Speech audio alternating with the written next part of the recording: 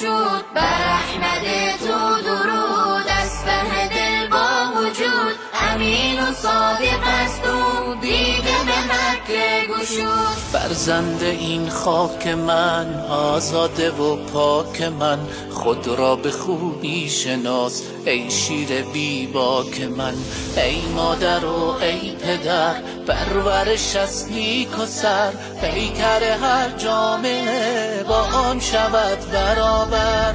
کودک با ایمانم باید آن را بدانم، ایمان یعنی خدا را تک و تنها بخوانم. نگهبانم خدا است، زن شرکی جدا است، جان من و همچو من در راه